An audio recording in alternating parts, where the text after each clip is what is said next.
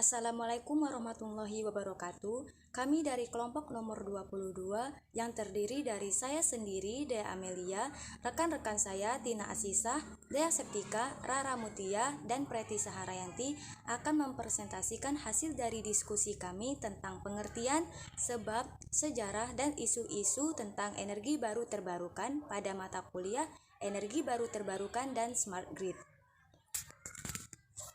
Baiklah, apa itu energi baru terbarukan? Energi terbarukan merupakan energi yang diperoleh dari sumber daya alam bumi yang apabila dikelola dengan baik, maka sumber dayanya tidak akan habis. Oleh karena itu, hal tersebut dikarenakan energi baru dan terbarukan sendiri merujuk kepada energi alternatif sekaligus berkelanjutan yang dapat diperbarui dan ramah lingkungan.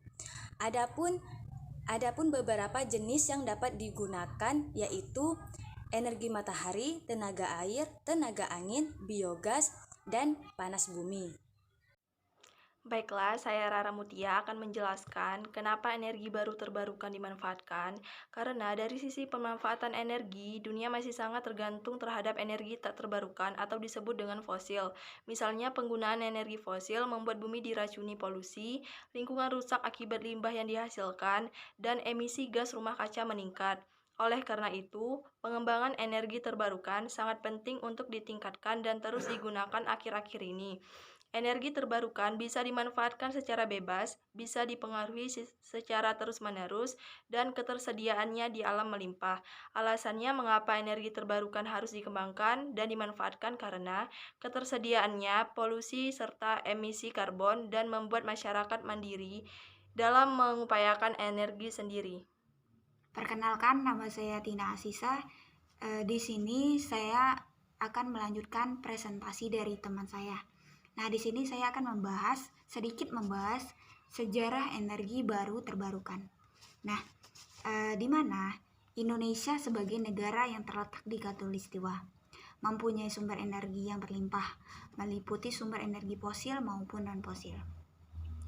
Namun sampai saat ini, sebagian besar energi yang dihasilkan digunakan berasal dari fosil, yaitu sebesar 95% dari total bauran energi. Dengan tingkat pertumbuhan ekonomi yang stabil dan kuat dalam beberapa tahun terakhir, permintaan energi akan terus meningkat seiringnya waktu. Nah, kemudian dengan perspektif energi sebagai modal pembangunan, energi terbarukan memiliki peranan penting di mana untuk mendorong sistem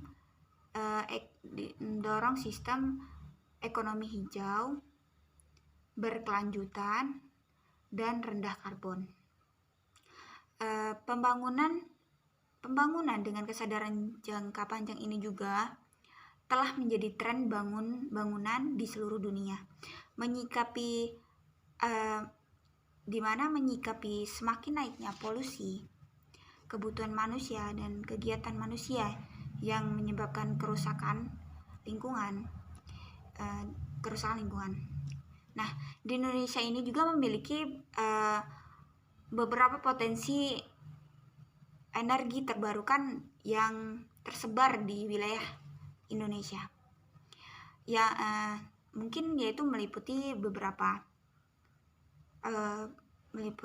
energi. Yang pertama itu ada energi surya, yang kedua itu ada energi air dan mikrohidro, dan ketiga itu ada energi panas bumi, yang keempat itu ada energi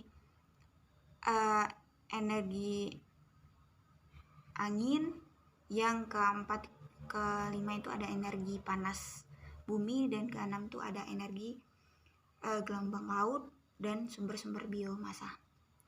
Nah, dalam konteks pembangunan berkelanjut, konsumsi energi saat ini juga memiliki potensi untuk efisiensi dan konservasi energi. Nah, ada juga menurut amanat Undang-Undang Nomor 30 Tahun 2017 tentang energi, di mana kebijakan energi nasional disusun dengan berdasarkan pada prinsip berkeadilan, berkelanjutan, dan berwawasan lingkungan, guna mendukung terciptanya kemandirian energi dan ketahanan nasional. Nah, dari undang-undang tersebut ada juga peraturan pemerintah nomor 79 tahun 2014 di mana tentang kebijakan energi nasional atau KEN. Dalam target energi baru terbarukan secara spesifik diatur dengan tenggat waktu tahun 2025 dan 2050. Dalam target tersebut, porsi energi baru terbarukan dalam baur energi nasional harus mencapai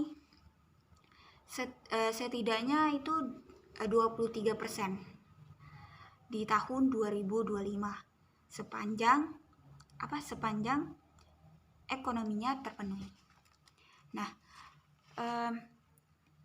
Indonesia juga merupakan salah satu dari 195 negara yang menandatangani kesepakatan di Paris dan satu dari 164 negara ditambah Uni Eropa yang meratifikasinya. Nah, dengan